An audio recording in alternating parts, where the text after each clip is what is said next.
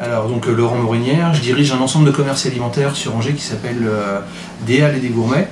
Donc c'est un ensemble de commerces alimentaires rassemblés sous une même enseigne avec un positionnement commun qui est de proposer des produits haut de gamme servis par des professionnels et dans un lieu plutôt familial et convivial.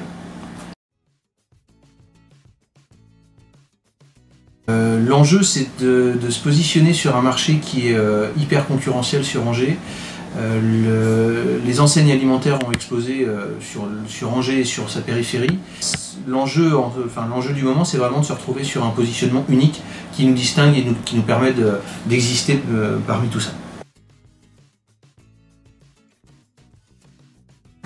On était sur 60% de progression sur les 5 dernières années. Et puis on arrivait au bout d'un cycle, donc avec un début de stagnation, et c'est pas quand ça va mal qu'on prend les bonnes décisions, c'est plutôt quand ça va bien.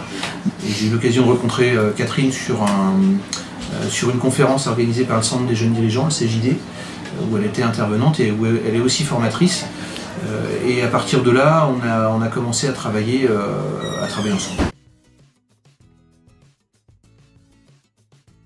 Alors c'est marrant que vous me posiez la question parce que le slogan de l'ancien, puisqu'on a changé de nom, mais le slogan de l'ancienne enseigne, c'était « Ici on vous connaît ».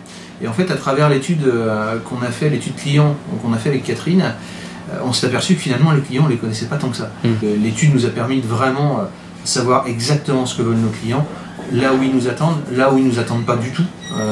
Et donc pour faire des choix, notamment dans le réaménagement, dans les changements de nom ou dans les nouveaux services qu'on veut proposer, c'était quand même important d'avoir de la certitude plus que de l'intuition.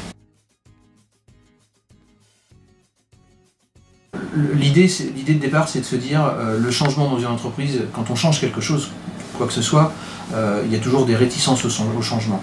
L'idée de base de Catherine, c'est de dire à partir du moment où on associe les gens aussi bien dans le constat, dans l'analyse, dans la réflexion et dans la prise de décision, ils sont partie prenante dans le changement, et à partir de là, le changement, il est décidé ensemble et il n'est pas décidé par un patron qui l'impose à ses collaborateurs.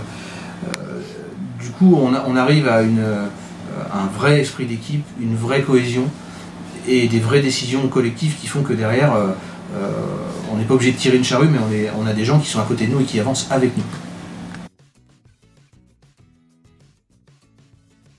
Des certitudes, là où on a beaucoup de questionnements, ce côté très factuel fait que quand on présente un dossier, notamment à nos partenaires financiers, on arrive, c'est pro, c'est carré, c'est réfléchi, c'est construit, et du coup c'est beaucoup plus facile d'avoir des financements.